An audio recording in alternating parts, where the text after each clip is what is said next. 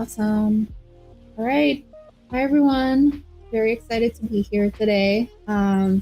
Just quickly want to introduce myself. I'm Mergeta, and I am part of the ML team at Snap.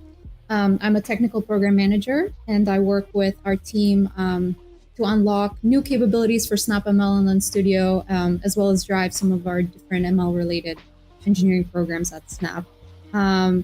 I'm very happy to have Ines with us over here today. Ines, do you want to give a quick intro? Yeah.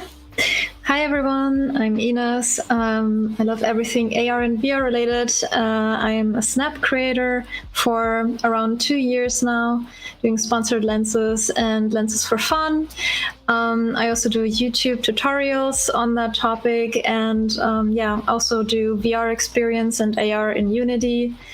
And I'm super excited to be here. Thanks for having me. Awesome.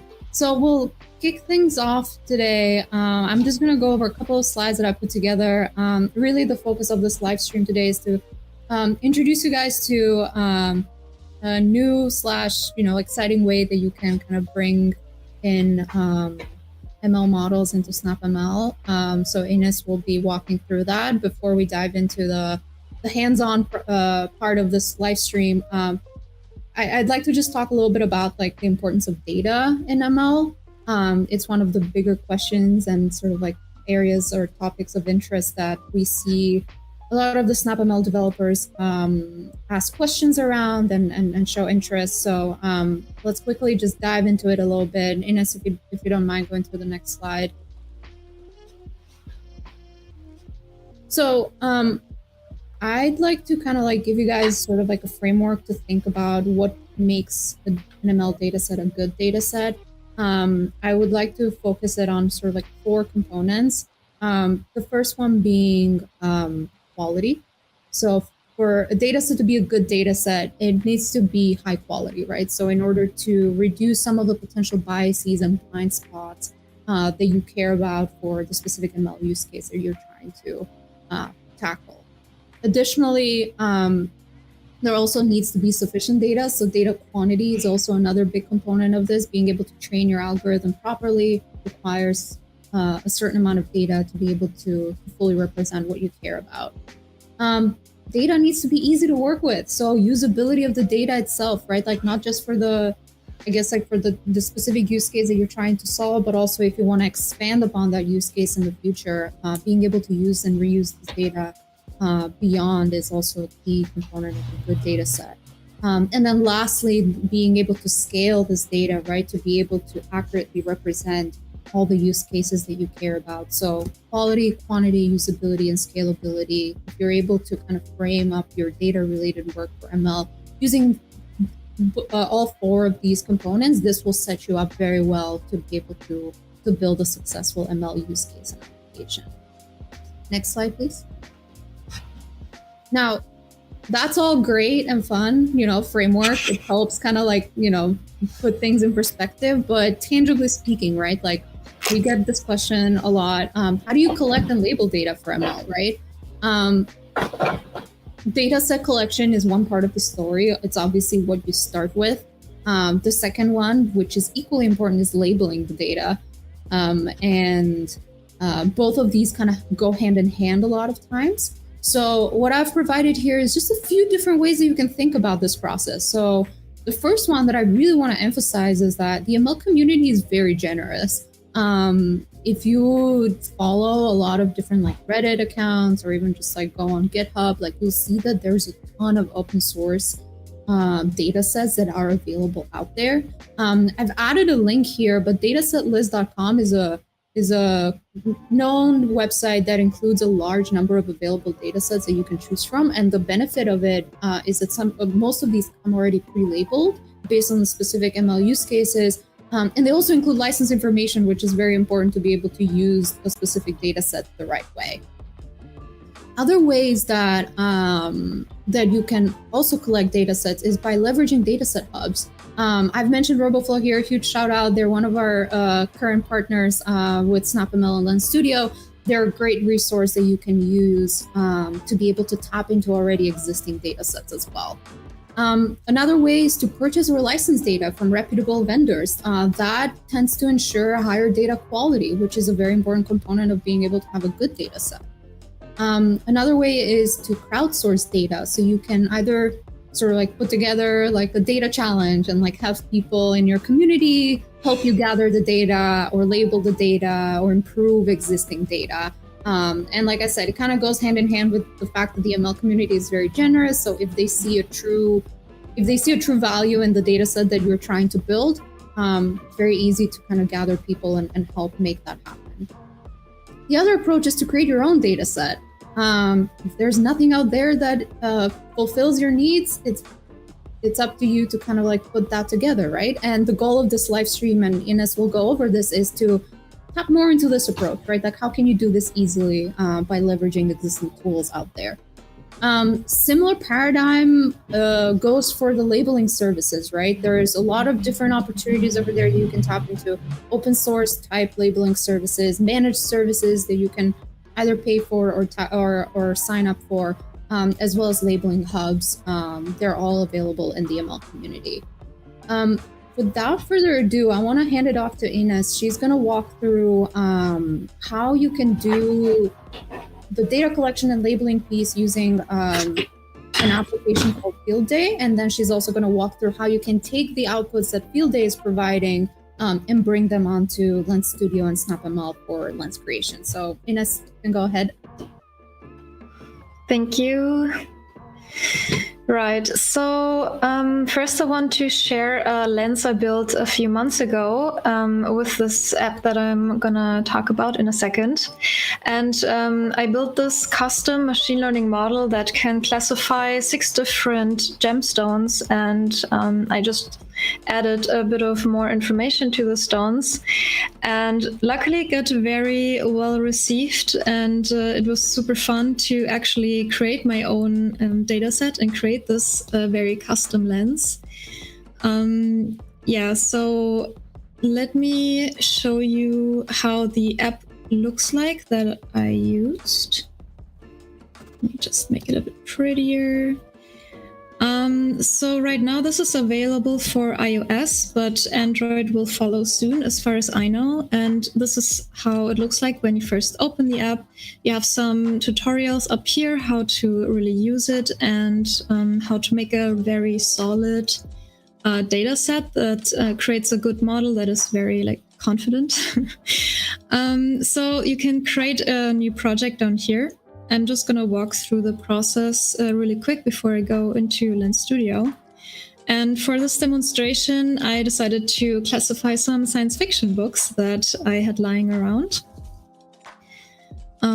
So now we're in the main screen of the app, and as you can see, these are the 3 books I chose. And first of all, we need some categories. So you can create your categories here. Name them accordingly. You can also give them a certain color if you want to be specific about it.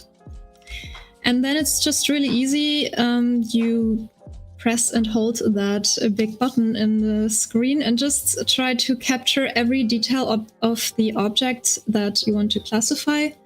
And I'm also getting the back of the book and the basic shape, not just the flat design, but yeah, just the 3-dimensional object. And that I will do with all of the 3 books. Okay, let me just let this run a little bit. Also Habitat, can recommend this. It's a good book. And last I have The Robot Dreams from Isaac Asimov. And I'm speeding this up, but for the first patch, I collected about 130 images for each class I wanted to classify, to detect. And you see we automatically have a background class that we need to fill. And in this class, we add the background. So the model understands what part of the images I just showed it is actually the object we're looking for and which part is just like random noise. So I'm taking the table, I'm taking my hand where I was holding the books, and I'm also adding a couple of different books just, to have something to compare it with.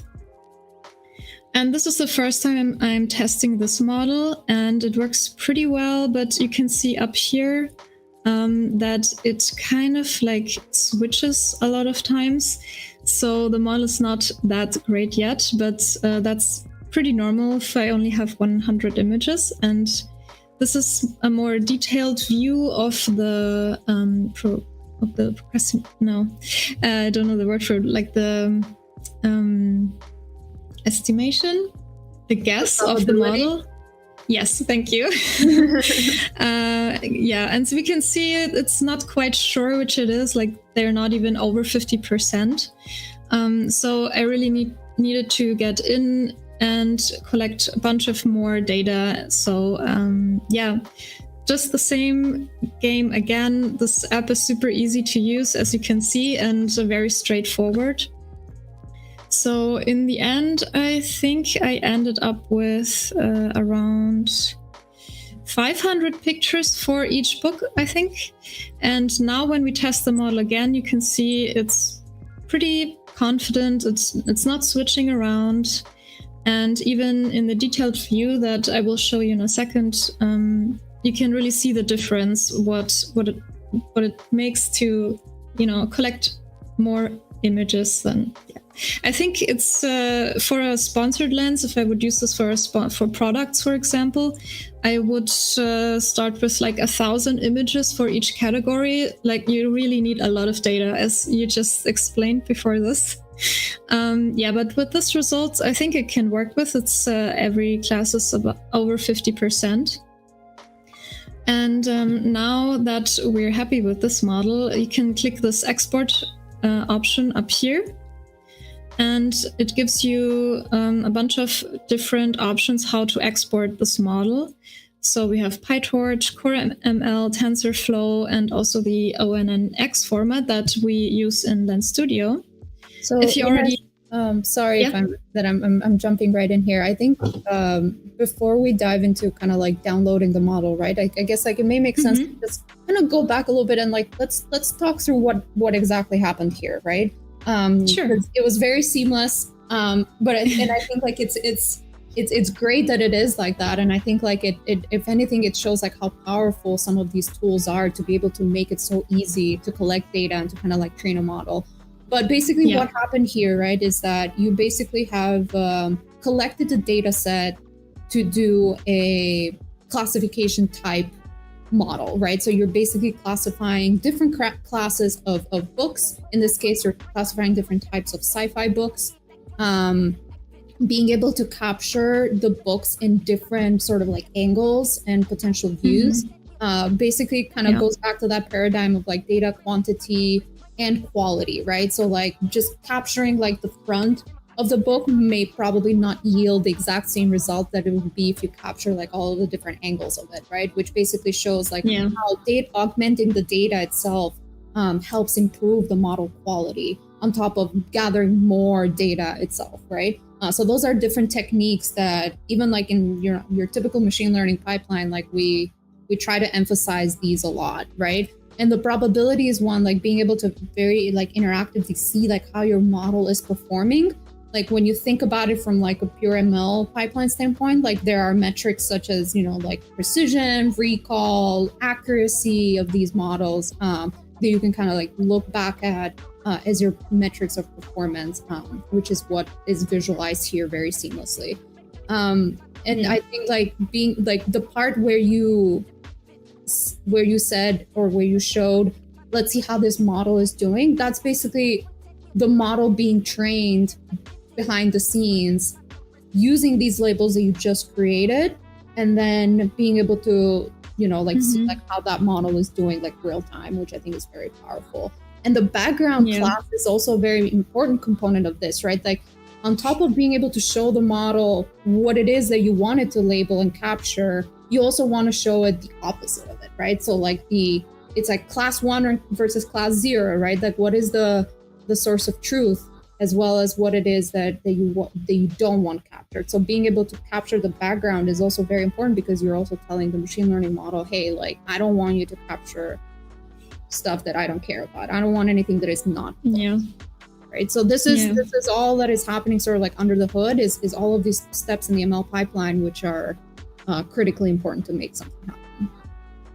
Yeah, and I really think it's crazy how easy the process gets with this kind of tools.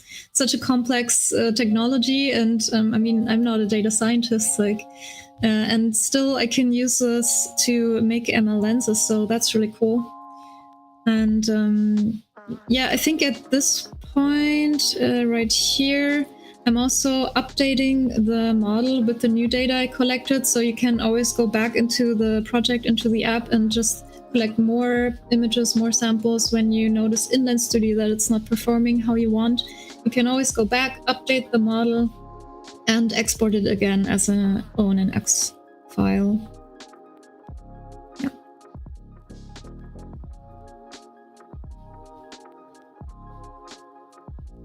Should I continue with the download, or is there anything else? Yeah, I think we can okay. Go for it. Awesome. So yes, so this let's jump a bit back. Right, so you can of course also use it in Unity. You can Swift and 8th Wall. And if you already have your project and you notice your model is not performing so well, then you go back into the app and update your model, like I just said. And in the end, you just need to export it as an ONNX. But in our case, since we have no project yet, they also give us this little button up here where we can download a whole template, or they send us the template via email, which has a very basic project already set up for us. So yeah, in this case, I will press the button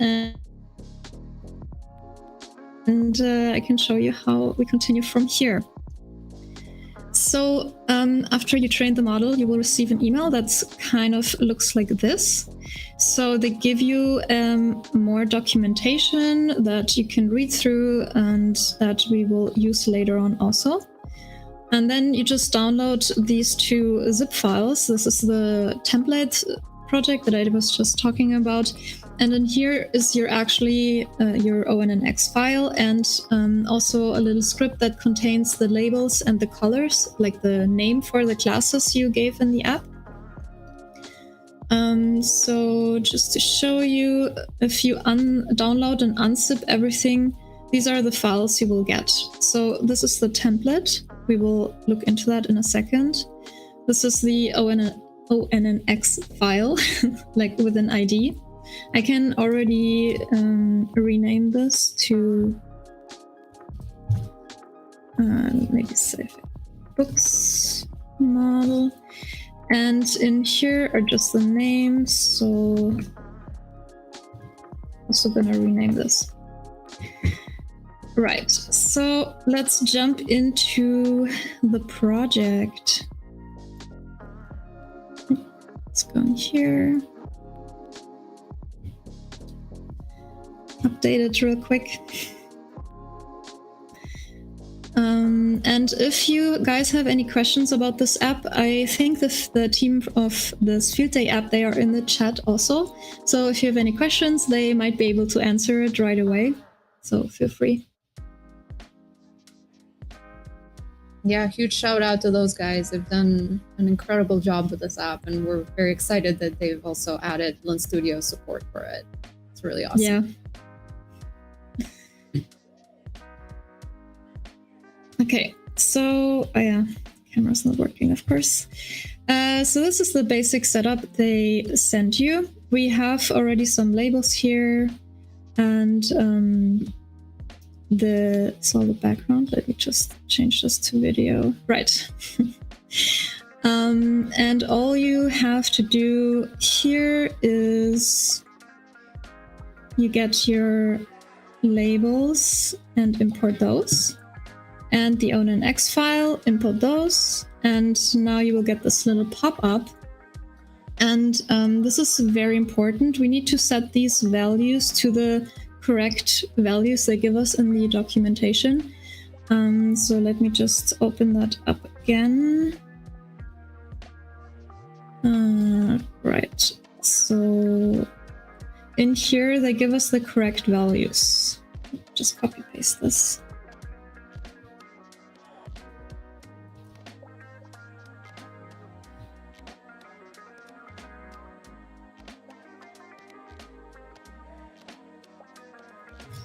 Like this, and then we can import. I'll just close this again. So as the next step, they already have a hint here, swap the model and swap the labels. So we just drag our model in here and also exchange the label script in here, and it will give us an error because right now this top K value, it shows how many of these progress bars we see, and it's one more than classes I have. So if I just put it to the correct amount of classes that I have, it works right away. So let's just look really quick into this label script, because here we just have the names for the classes we gave in the app, plus the color codes that of the color we set. And you can change these in here. If you're not happy with a class, you can change it here. It won't really make a difference. So for the setup, one thing I want to do is import a preview video where I show the books so we can actually test this model. Let me get this 2 preview videos. Right. And now you can see, just like in the app, it has the same values, pretty confident, over 50%, and yeah, works really well. With this toggle, you can like activate or deactivate the bars. But what we want to do is build a custom lens and use or build our own UI. So I will just delete all of the template UI. And if we go back into this multi-class classification script, you can see we have 3 response options. We don't need all of them. We're just going to use the behavior scripts. So what this does basically is it uses the Lens Studio behavior system, and it sends out a trigger that kind of looks like this with the prefix, and then uses the name of the label next to it. So you can catch this kind of trigger with a behavior script or any way you like. So let's set up our master script so we can trigger some effects when a certain class is detected. Like the lens controller. And how we can catch these triggers via script is we write this. I'm just going to copy paste it in here. Behavior system and add a custom trigger response. And with this class, we use this function that I'm going to create real quick. Like this. Let's just send out a print background found. So now whenever we detect the background, we catch the trigger and call this function. And that should... Oh yeah, we need to put the script in the scene, of course. So let's do that. All right. And everything works as expected. Very nice. So I would set this up for all of the classes we have, and already prepared this, so you don't have to watch me type all this. Right, so now with every new book we detect, we get a trigger. And this is basically all you need for now to trigger any effects or events you want. For example, you can show different 3D models based on the book that is detected. You can activate a different face effect or particles. In this case, I just want to show some more information of the books on the screen as a screen text. So I prepared a little UI. This is nothing fancy. This is like basically just 2 texts, like the book title and the author. I have a rating system which has like 5-star rating, up to 5 stars, and a little button that is the summary of the book. Yeah, before we can change these values to the correct title and author, we need to save them somewhere. And what I would recommend when you have more than 3 classes, or I mean, it's always handy, is to create for every book kind of a database itself. So I will make a new script and call it book data. Oops, not here. I was too fast. Yeah, it's almost like a dictionary, basically, holding all of them. Right. Yes, that's much better. Thank you. So if this was the book object, we have the book data saved in here. So for this use case, I would like to have a book name as a string, also the author as a string. We have a number up to 5 for the rating and another string for the summary. And so I can use one script per book and very easily manage the information that I want to show. So let me do the data real quick. This might take a minute or two. So yeah, maybe if we have questions, we can do that on the side.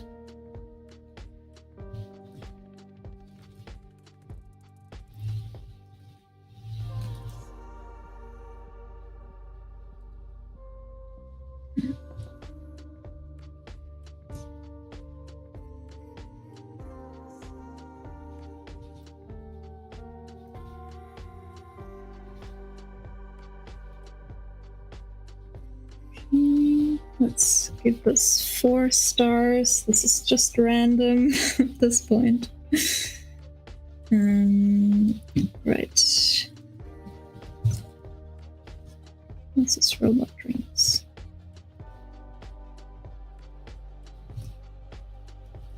Five stars.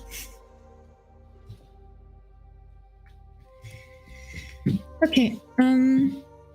I also want to make a script like library for the background, since we also have this class, but that one's just gonna be empty, like this. All right. To actually access this information from our master script, we need to turn the variables into script variables. So you just do this. You set up a new script variable with a new name. I call it here book name, and set it to the same value as the one you put in the inspector. And just with this, we can access it from our lens controller. So let me just show you how I would do this. We need a reference to all of these libraries, basically. So let's make an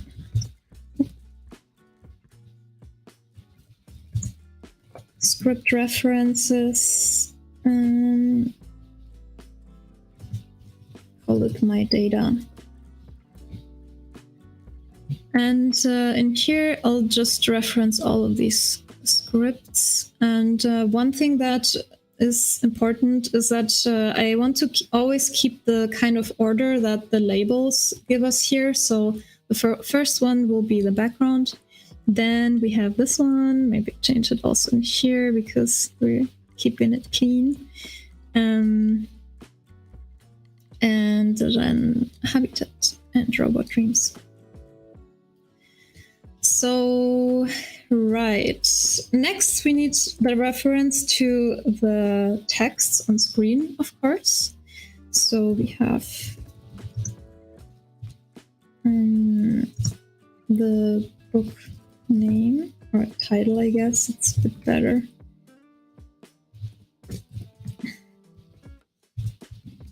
Book author.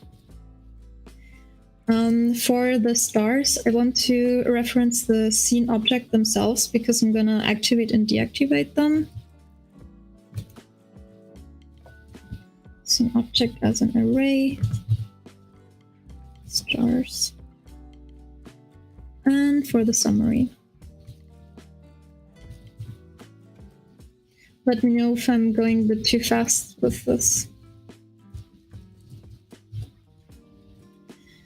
All right, now that we have all the references set, oh no, we need to put them in here, of course. We're not quite done yet. Summary here and the 5 stars.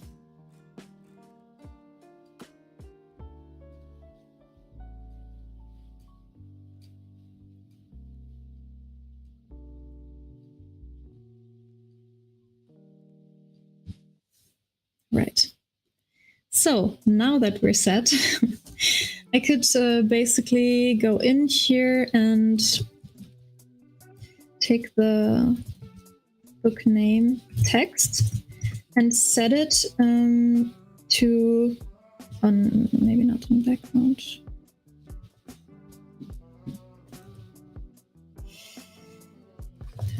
Set it to the correct value from the referenced script. I have a little knot in my brain because we have the no, okay, no, that should be fine.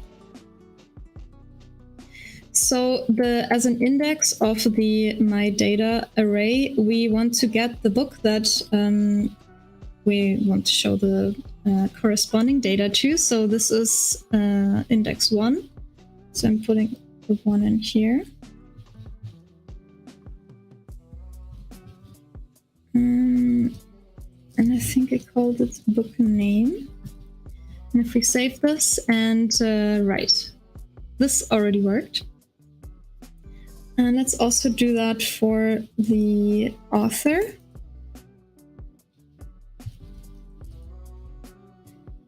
And this is book author.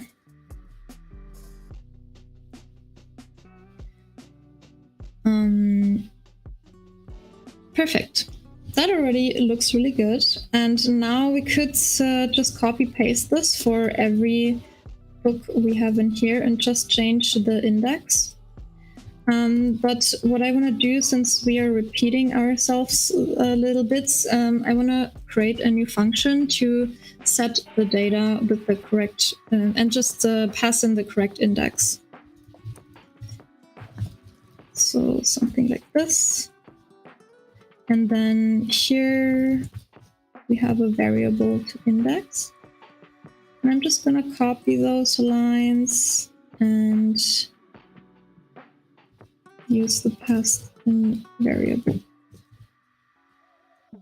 So now, instead of repeating the same lines every time, we just set the data to the index 1. My numpad is not activated. Yes. And in here, we're gonna do 2 and 3. And that worked. We have the correct book title and the correct author to every detected book. So that's already pretty nice. For the rating, the stars, I first want to save the rating we set here into a variable. So I'm gonna do our rating is my data.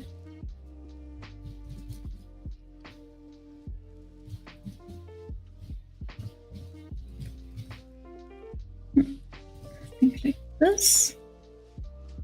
I call it like this. Book rating. Yes. Okay. And then I first want to deactivate all of the stars and then only enable the stars that we want, basically, when the number is lower than the rating itself. And we do that with a little for loop. Just gonna copy that in here. So I'm lazy. Yeah, so we basically just go through the stars here and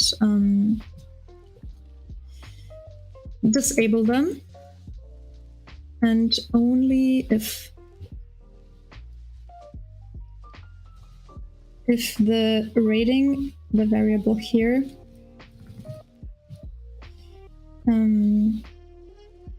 yeah, if the number is smaller than the rating, then we enable them again. Very simple for loop, and as we can see, that also worked. And if we just change the number here to mean 1, that gets updated right away. Cool.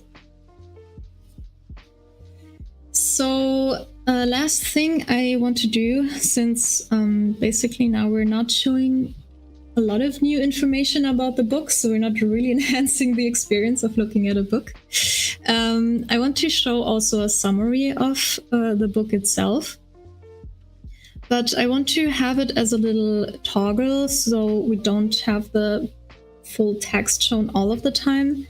And I'm just going to set up a really simple button setup. So I'm adding a behavior script.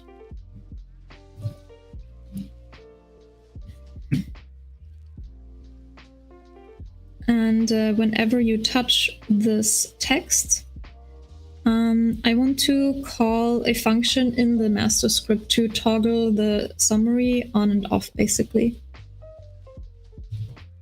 Let's call this toggle summary. And in here, we need to create the script function. That looks like this. I can type correctly.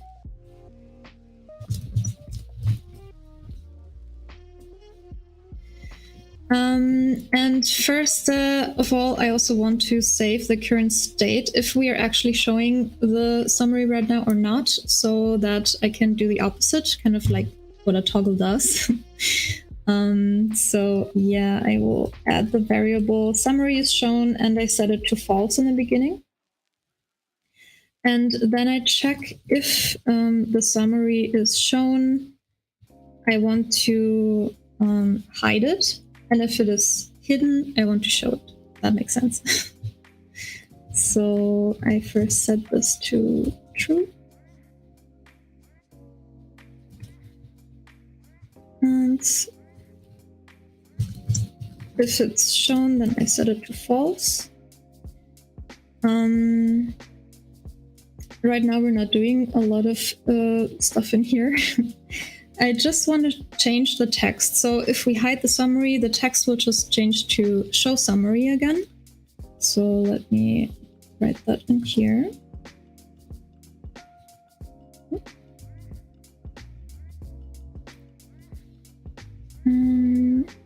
Right. So if the summary is hidden, we only show this text. If we show the summary, we can write the description of the book. So I'm just going to put this in here for now. And let's test this. Oh, yeah, I forgot to set the script reference in here. So just going to do that real quick and reset. That is not working. Got some live debugging going on. Okay, so if it's false, this is the correct name, I hope. Oh, if it's shown, then we want to set it to false, of course. And if it's not, I want to set it to true. But then these texts are also need to be changed.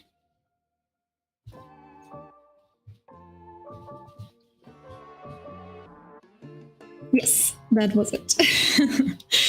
Cool. So to actually get the correct summary into this text instead of this, we want to save it into a variable while we are setting the data for the new book. So just gonna write summary and set it to nothing for now. And then easiest that script my data.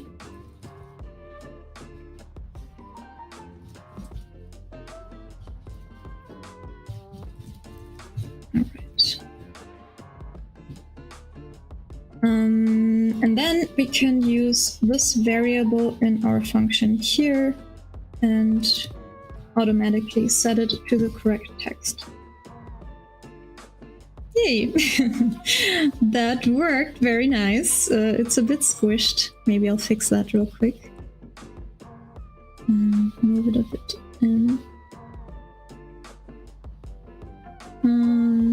Yeah, fair enough.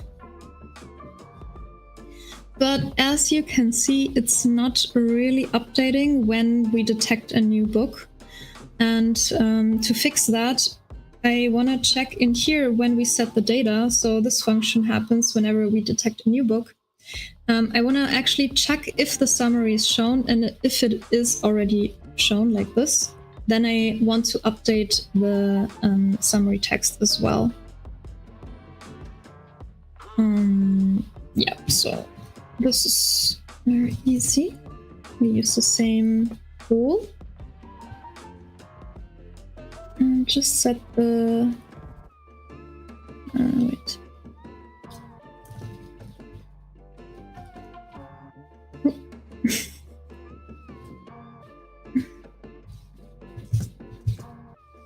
Slash summary. And that should do the trick.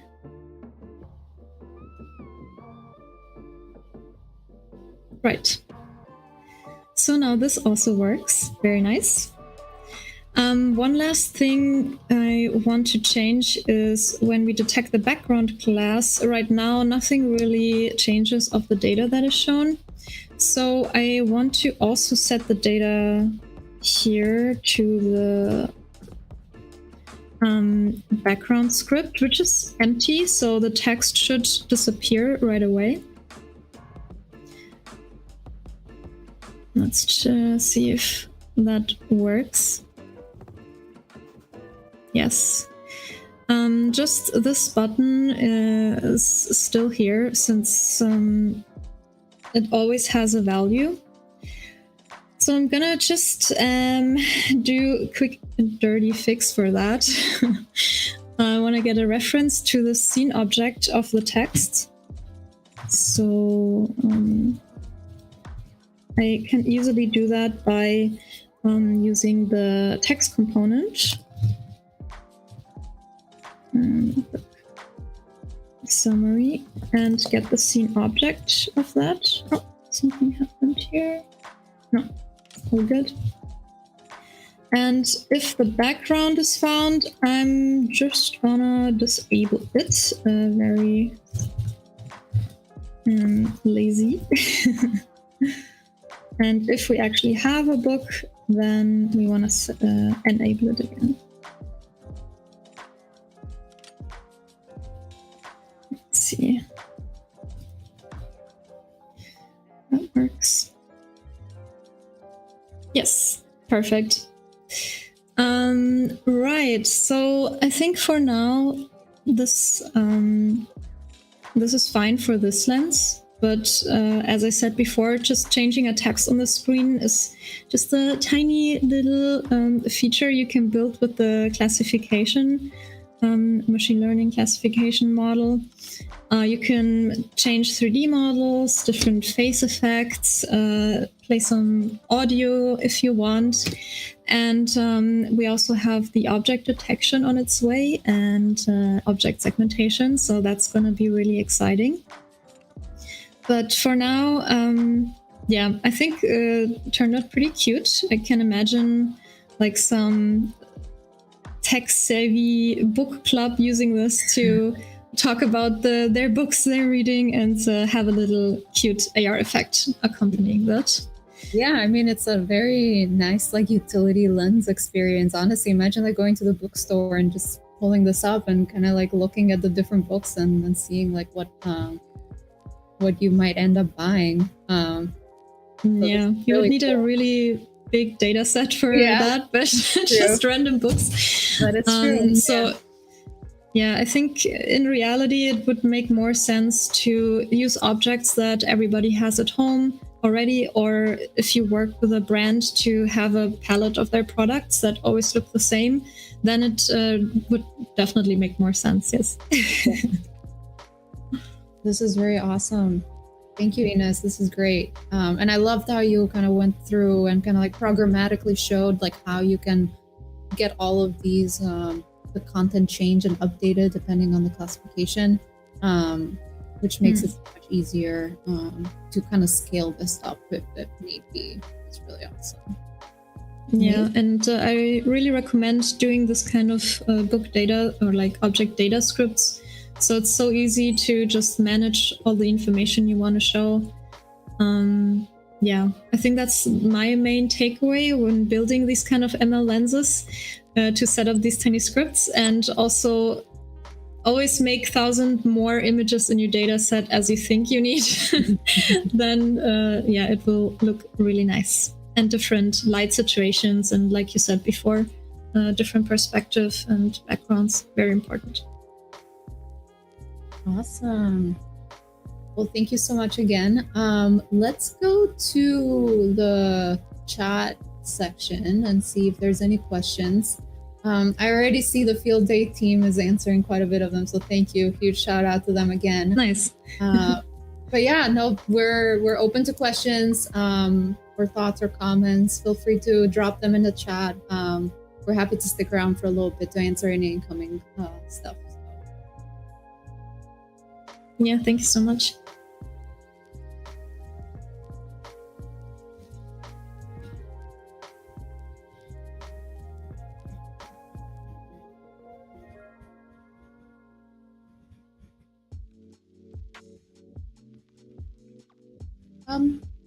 Let's give people a couple more minutes, I think. See if they have any outstanding questions, and if not, then yeah, we can close.